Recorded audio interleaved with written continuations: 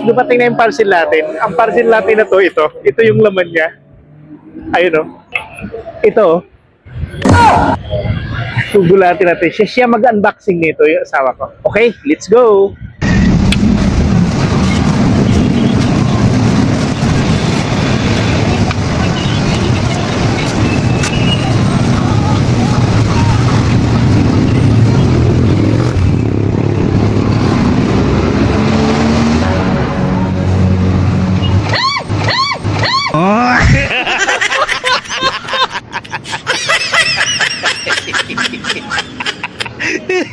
Nay! Open it!